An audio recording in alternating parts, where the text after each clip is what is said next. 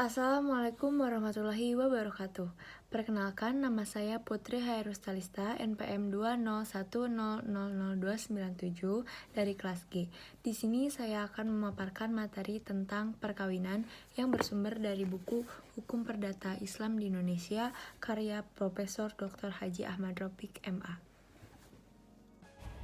Baik, di sini saya akan menjelaskan sedikit materi yaitu tentang perkawinan yang diambil dari Hukum Perdata Islam Indonesia, edisi revisi Profesor Dr. Haji Ahmad Rafiq, MA. Perkawinan merupakan salah satu perintah agama kepada orang laki-laki dan perempuan yang mampu. Dalam hal ini yang disapa adalah generasi muda atau al-syabab untuk segera melaksanakannya.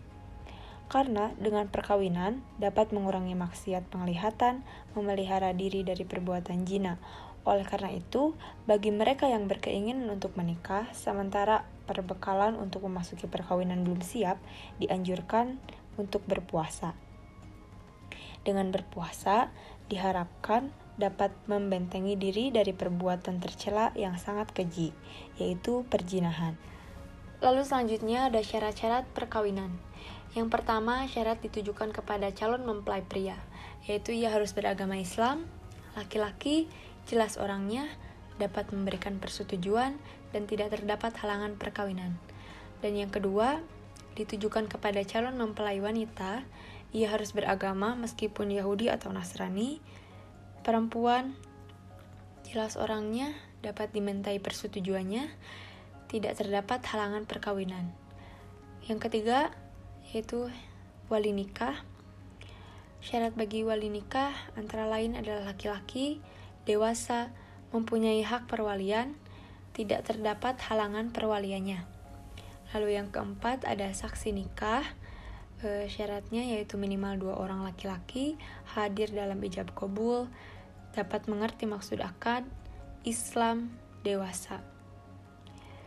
Lalu syarat yang kelima ada ijab qabul. Syaratnya yang pertama ada pernyataan mengawinkan dari wali, adanya pernyataan penerimaan dari calon mempelai pria, lalu memakai kata-kata nikah, tajwid atau terjemahan dari kata nikah atau tajwid, antara ijab dan qabul bersambungan, antara ijab dan qabul jelas maksudnya, orang yang terkait dengan ijab qabul tidak sedang dalam ihram, haji, atau umroh.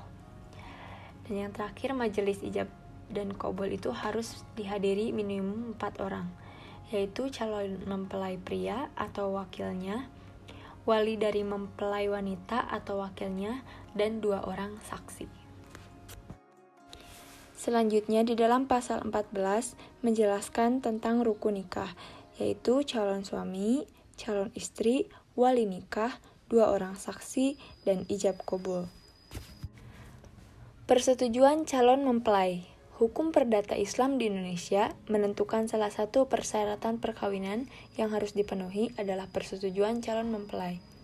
Persetujuan ini penting agar masing-masing suami dan istri dalam memasuki gerbang perkawinan dan berumah tangga benar-benar dapat dengan senang hati membangun biduk rumah tangga, membagi tugas, hak dan kewajiban masing-masing secara profesional.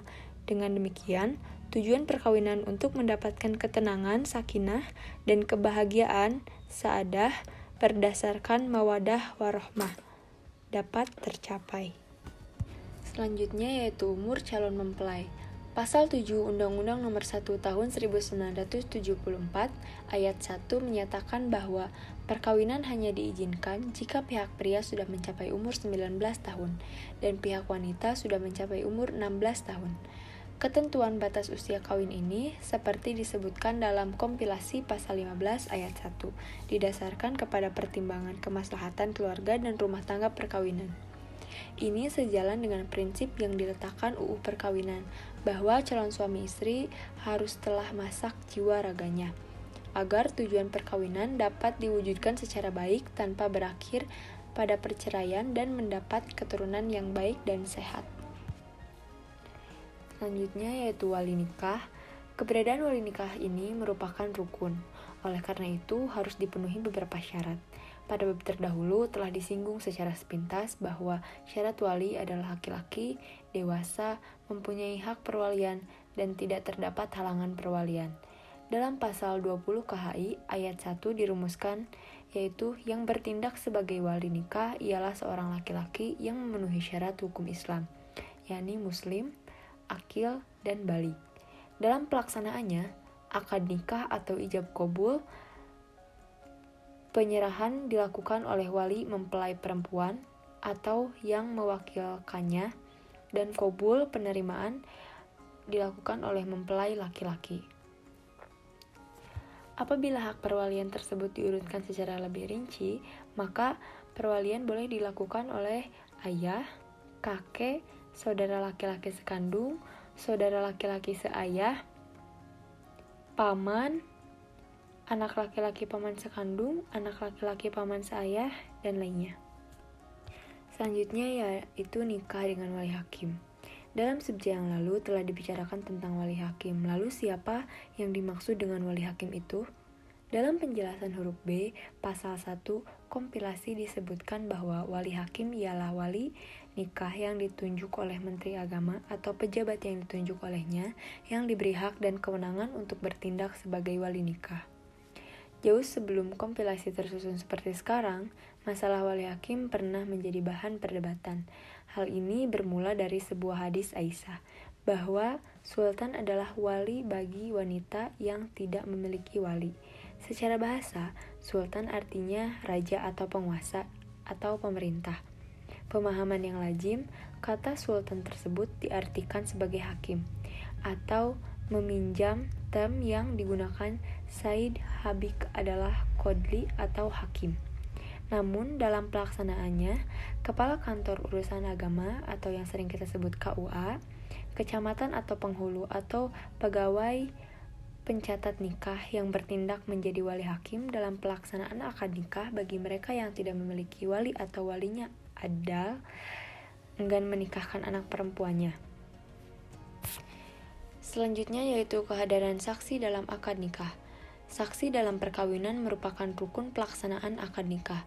Karena itu, setiap perkawinan harus disaksikan oleh 2 orang saksi. Kehadiran saksi dalam akad nikah mutlak diperlukan. Apabila saksi tidak hadir pada saat akad nikah dilangsungkan, akibat hukumnya nikah tersebut tidak sah. Pasal 26 Undang-Undang Perkawinan ayat 1 menegaskan bahwa perkawinan yang dilangsungkan di muka pegawai pencatat perkawinan yang tidak berwenang, wali nikah yang tidak sah, atau yang dilangsungkan tanpa dihadiri oleh 2 orang saksi dapat dimintakan pembatalan oleh para keluarga dalam garis keturunan lurus ke atas dari suami istri, jaksa, dan suami atau istri. Kehadiran saksi sebagai rukun nikah memerlukan persyaratan-persyaratan agar nilai persaksiannya berguna bagi sahnya akad nikah. Yang terakhir ada pelaksanaan akad nikah. Menurut ketentuan pasal 10 PP nomor 9 tahun 1975 yang berbunyi perkawinan dilangsungkan setelah hari ke-10 sejak pengumuman kehendak perkawinan oleh pegawai pencatat nikah. Tata cara pelaksanaan perkawinan dilakukan menurut ketentuan hukum agama dan kepercayaannya, dan dilaksanakan di hadapan pegawai pencatat serta dihadiri 2 orang saksi.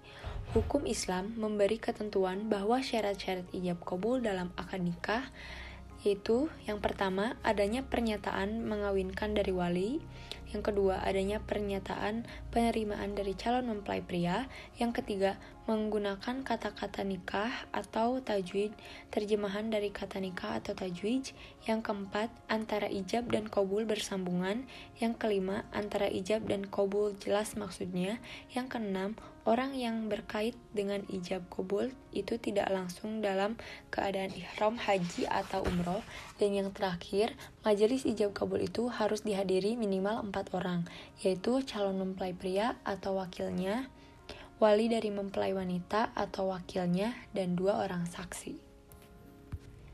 Sekian yang dapat saya sampaikan. Terima kasih. Wassalamualaikum warahmatullahi wabarakatuh.